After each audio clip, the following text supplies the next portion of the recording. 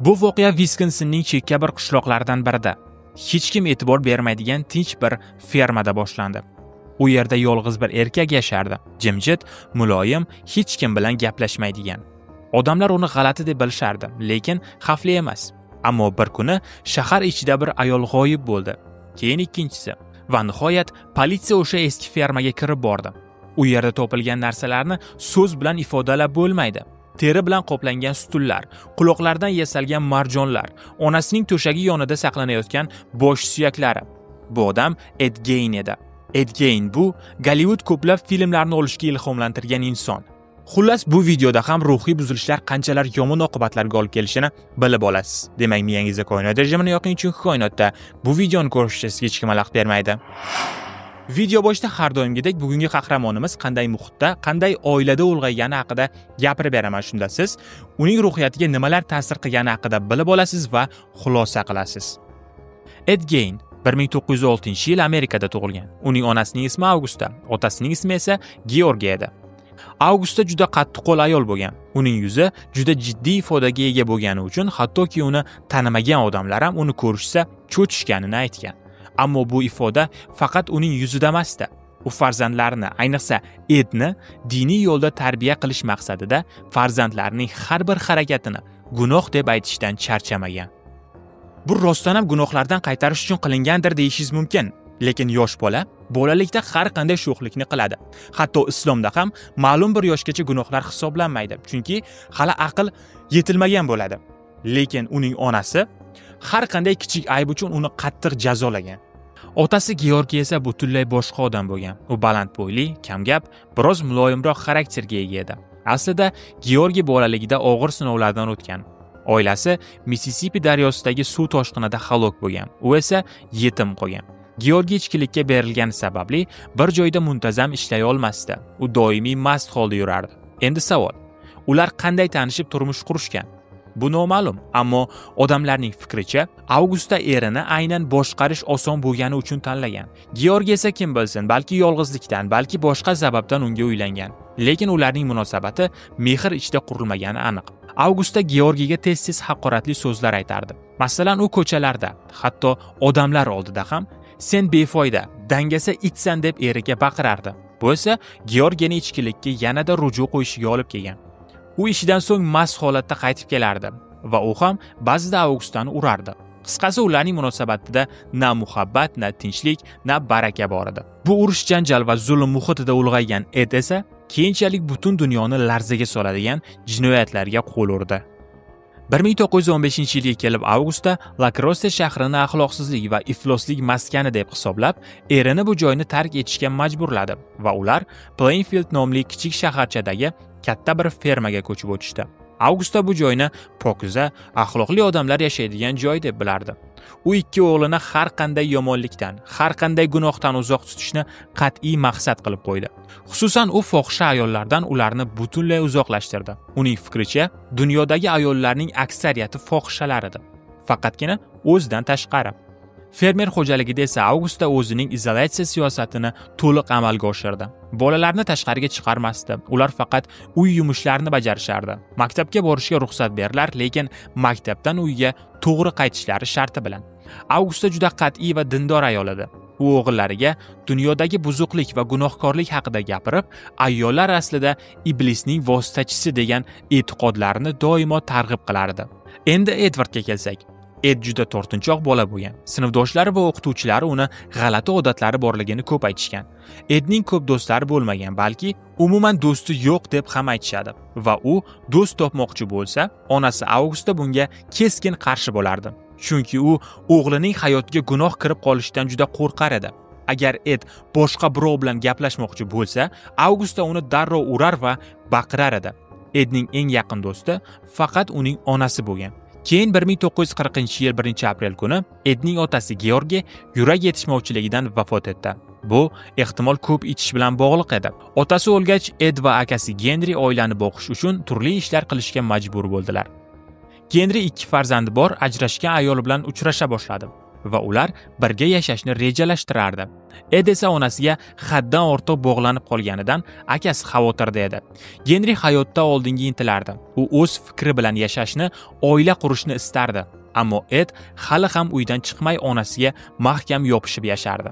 Genri unga hayot qurish, ayollar bilan tanishish kerakligini aytdi. Shuningdek, Genri ukasiga onasi haqida yomon gaplar ham aytdi. Bu esa Edni juda ranjitdi. 1944-yil 16-may kuni Ed va Genri dalada o'simlik qoldiqlarini yoqish bilan shug'ullanayotganda olov nazoratdan chiqib ketdi va yong'in sodir bo'ldi. Olov bir amallab o'chirildi, ammo Ed akasini topa olmayotgandi. Qidiruv guruhi tashkil qilindi va Genrining jasadi yuztuban yotgan holda topildi. U allaqachon vafot etgan edi. Qiziq tomoni, uning tanasida kuyish izlari yo'q edi. Shifokorlar yurak xurujidan o'lgan deb taxmin qilishdi, lekin keyinchalik uning boshida ko'karishlar va jarohatlar aniqlanib, bu voqeani g'alati ekanini ko'rsatdi. Politsiya esa bu ishni jinoiy emas, tabiiy o'lim deb topdi. Ko'pchilik Ed akasini o'ldirgan deb gumon qiladi, ammo isbot yo'q. Lekin keyingi voqealarni hisobga olsak, bu gumon asossiz emas. Akasining o'limidan 1 yil o'tib, onasi ham insultdan halok bo'ldi. Demak, Edward onasining o'limi sodir bo'lganida 39 yoshda edi. Bu yo'qotish uning ruhiyatiga juda yomon ta'sir qildi. U o'zini butkul yolg'iz his qila boshladi. Doimiy onasining nazoratida bo'lgani uchun hayotiy ko'nikmalarga ega emasdi. Faqat oddiy, mayda-chuyda ishlarni bajarishni bilardi. Ijtimoiy jihatdan u deyarli umuman mustaqil emas edi. Ular yashagan uy juda katta va keng, yaxshi holatda edi va Ed bu uyda yolg'iz yashay boshladi.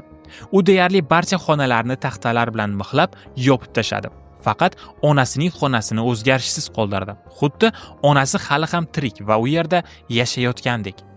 Bu onasini o'limini inkor qilishga urinishining ko'rinishi edi. Boshqa joylar esa butunlay tashlab qo'yilgan. Uyning ichida har tomonda axlat, eski jihozlar, chang bosgan buyumlar to'plangan edi. Ed ko'proq oshxonada vaqt o'tkazardi. U joy esa rasvoligidan chidab bo'lmaydigan holatga kelib qolgandi. Bir kuni mahalliy bar egasi Mary Hogan yo'qolib qoldi. U ketgan, ortidan faqat qon izlari qolgandi. Hech kim uni boshqa qaytib ko'rmagan. Ertasi kuni esa Ed hazil aralash, Mary kechasi men bilan uyda qolgan deb aytgandi. Bu hazil sifatida gapirilgan, lekin odamlar buni juda yomon va nojo'ya hazil deb qabul qilishdi.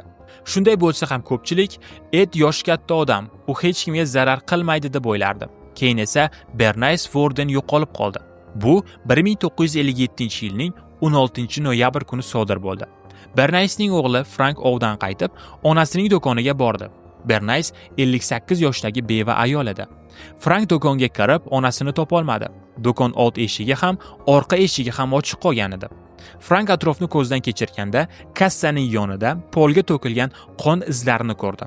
Bu qon kirish eshigi tomon sudralib borgandi. Bu holat Frankni juda xavotirga soldi. U kassani tekshirdi va yarim gallon antifriz uchun yozilgan kvitansiyani topdi. Kvitansiyada Edward Gainning ismi bor edi. Frank darhol tushundi, bu oddiy gumon emas, bu aniq ogohlantirish edi. U darhol politsiyaga xabar berdi.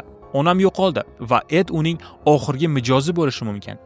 Politsiya do'konga kelib, holatni o'rganib chiqdi va so'ng Edning fermer xo'jaligiga borishga qaror qildi. U bilan gaplashish, Bernice qayerda bo'lishi mumkinligini aniqlash uchun. Politsiyachilar uyga kelib uyni tintishdi. Orqa tomonda joylashgan, yozgi oshxona deb atalgan joydan Bernice Wardenning jasadi topildi. Manzara dahshatli edi. Bernice teskari osilgan edi, oyog'idan tepaga qarab. U butunlay yechintirilgan, qornining yuqori qismi kesilgan, ichki a'zolari olib tashlangan, qon oqib turgan va bosh tanasidan ajratilgan edi. Bu ko'rinish politsiyachilarni dahshatga soldi. Ular zaxira kuchlarini chaqirishdi. Tez orada 12 nafar qo'shimcha huquq tartibot xodimlari yetib keldi. Ular butun mulk va xo'jalikni sinchiklab tekshirishni boshladi. Politsiyaning qidiruvidan asosiy maqsad Bernicening boshini topish edi. Ammo ularni shu bilan birga dahshatga solayotgan narsa, bu yerda yana kimlar bor va ular qanday ahvolda? Shunday qilib, barcha xonalar to'liq tekshirib chiqildi va shu ferma keyinchalik Edward Gainning dahshatlar uyi deb nom oldi. Bilasizmi, uni dastlab fohishalar uyi deb o'ylashgan, lekin bu noto'g'ri. Bu horror house, ya'ni dahshatlar uyi. Bu uydan topilgan narsalar shunchalar aqlga sig'maydigan darajadaki, bunga ishonmasligingiz aniq. Lekin bu narsalarning suratlari bor. Va men buni YouTube'ga tashlay olmayman, chunki uni blok qilish mumkin. Shuning uchun men buni Telegramga tashlab qo'ydim. Bemalol o'tib ko'rib, o'zingiz ishonch hosil qilishingiz mumkin. Lekin yuragingiz ko'tarmasligi ham mumkin. Demak, politsiya uyni tekshirib nima topishdi? Juda ko'p inson bosh suyaklari va ularning ayrimlari kesilgan. Nimaga deysizmi? Ichiga sho'rva solib ichish uchun. Bu bosh suyaklar sho'rva kosalari shaklida tayyorlangan. Shuningdek, odam terisidan yasalgan stul topildi. Ha, oddiy stulning faqat o'rindiq qismi, lekin u odam terisidan tikilgan va shu stulga qoplangan edi. Keyin bir quti ham topildi. Ichida faqat inson burunlari bor edi. Ya'ni u odamlarning burunlarini kesib olib, maxsus qutiga joylashtirardi. Bundan tashqari Edward bir kamar yasagan edi. Bu nimadan yasalgan deb o'ylaysiz? Ayol kishining ko'krak uchlaridan. Ha, bularning hammasini rasmi bor va siz buni qayerdan topishni bilasiz. Endi topilgan narsalarning hammasini birin-ketin sanayman. Yotoq ostidan bir oyoq kiyim qutisi topildi. Ichida ayol jinsiy a'zolarining to'plami bor edi. U inson terisidan qo'lqop yasagan, suyaklardan esa qoshiq va vilkalar. Uyning bir tarafdagi devorida 9 ta ayolning yuzi osilgan edi. Demak, Edward ularning yuzlarini kesib olgan.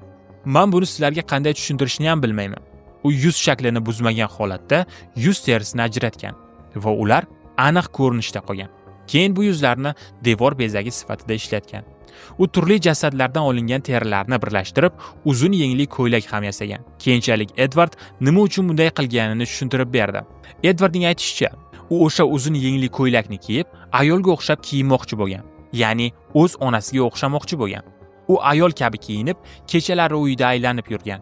U o'zini onasi deb tasavvur qilgan. Politsiyachilar yanada ko'proq narsalarni topishda davom etishdi. Yotoq boshidagi ustunlarda bosh suyaklar topildi. Esingizdami? Mary, baregasi. Uning yuzi bir paket ichidan topildi. U allaqachon terisini ajratib bo'lgan edi. Yana ko'plab tirnoqlar, tillar topildi. Agar siz shu yergacha eshitgan bo'lsangiz, endi voqea yana ham battarlashadi. Politsiyachilar muzlatgichni ochishdi.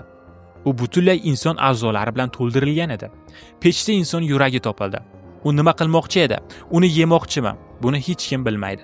Taxminan 15 ta turli jasad a'zolari Edwardning uyidan topilgan. Politsiya deyarli kun bo'yi uyni tintuv qilib, barcha dalillarni yig'di. Hamma narsani topib olib chiqishardi. Soat taxminan 4:30 atrofida ular qonga belangan bir xalta topishdi. Ichida yangi kesilgan bosh bor edi. Quloqlariga uzun mixlar qadalgan. Ular ip bilan bir-biriga ulangan edi. Bu albatta Bernaysning boshi edi. Politsiyachilar Edwarddan so'rashdi: "Sen nima qilmoqchi eding? Bu mixlarni nega qoqding?" Edwardning gaplariga ko'ra, u Bernaysning boshini devorga dekoratsiya sifatida ishlatmoqchi edi. Uning ruhiy holati qanchalar yomon ekanini tushundingiz. Agarda u mana shu yasash va tikish hunarini boshqa yo'lda sarflaganda edi, balki hayoti ancha yaxshi kechgan bo'lardi. Lekin u kasal. Edward ushlangandan keyin unga 2 kishini o'ldirganlik bo'yicha ayblov qo'yildi. Endi sizda savol tug'iladi. Nima? 2 ta? Axir sen nechta odam sanab tashlading? Ularni qo'shsa juda ko'payib ketadi-ku deb. Bu savollaringga ham javob beraman. Onasi vafotidan keyin 12 yil davomida u qabriston yaqinida yashagan. Bu kechasi mahalliy qabristonga borar edi. U yerdan Gus ismli bir do'st ham topgandi. Gus unga ba'zan yordam berardi. Qanday yordam deb o'ylayapsizmi? Qabrlarga borib, tobutlarni ochish, jasadlarni olib chiqish. Ha, aynan shunday. Lekin Gus Edning o'sha hunarmandchilik, o'sha teridan kiyim tikish, lampa yasash ishlarida qatnashmagan. U faqat qabrni ochishda yordam bergan. Ed aytishicha, allaqachon o'lgan jasadlarning terisi juda quruq bo'lardi. U bilan ishlash qiyin edi, tikib bo'lmasdi. Kiyim qilishga yaramasdi. Shuning uchun unga yangi teri kerak edi. Ha, u shu sababli odam o'ldirishga qaror qilgan. Keyin qotillikda ayblangach, sudda men jinniman, men ruhiy nosog'lomman dedi. Siz juda ham yaxshi bilasiz, ko'plab jinoyatchilar o'z aybini yengillashtirish uchun o'zini ruhiy kasal qilib ko'rsatadi. Lekin ko'plab sudyalar ularni sog'lom deb topadi va ularni ko'proq muddatli jazoga hukm qiladi. Agarda ularni ruhiy kasal deb topadigan bo'lsa, ular keyinchalik kasallikdan tuzalib, ozodlikka chiqish imkoniyatiga ega bo'lishi mumkin. Lekin bu qotil rostdan ham ruhiy kasal deb topildi va ruhiy bemorlar uchun shtatdagi maxsus muassasaga yuborildi. Oradan 10 yil o'tgach, sudga yaroqli deb topilgandagina uni yana sud qilishdi va bir hafta ichida aybdor deb topildi. Edwardning uyi haqida esa odamlar uni faqat qo'rqinchli uy deb eslashadi. U uy shunchaki timsol edi, jirkanchlikning, yovuzlikning timsoli. Odamlar uyni ko'rish uchun oqib kelishardi. sayyohlar suratga olishardi. Shu sababli uyni auksionga qo'yishdi, lekin birdan sirli tarzda uy yonib ketdi. Butunlay. Ko'pchilik buni ataylab yoqilgan deb o'ylaydi va ochig'i odamlar quvondi. Bu uyning yo'q bo'lishi albatta yaxshilikka deyishdi.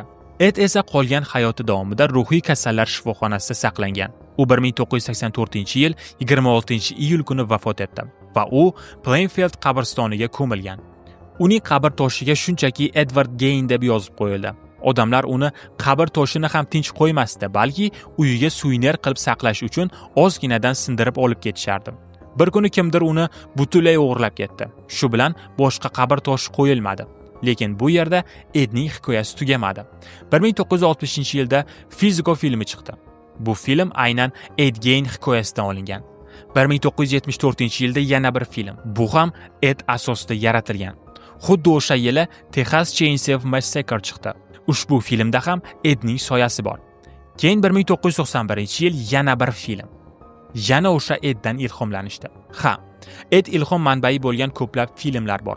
Ed haqida yuzlab hujjatli filmlar, podkastlar, kitoblar yozilgan. Ko'p odamlar uni seriyali qotil deb ataydi. Lekin menimcha yo'q. U faqat 2 kishini o'ldirgan. U seriyali qotil emas. U jasad o'g'risi edi, ya'ni qabr kovlovchi. Ha, kasal edi. Ko'p muammolari bor edi. Siz kommentariyada voqeani eshitib qanday hissiyotga ega bo'lganingiz haqida yozing. Agar yuragingiz ko'tarsa, Telegram kanalimga o'tib, qurbonlarning suratlarini ham ko'rishingiz mumkin. Sizlarni yaxshi ko'raman. Hozircha xayr. Yo, listen up to my rhyme. About a man who's one of a kind. He's got swag and he's got style. Ladies love him with a smile.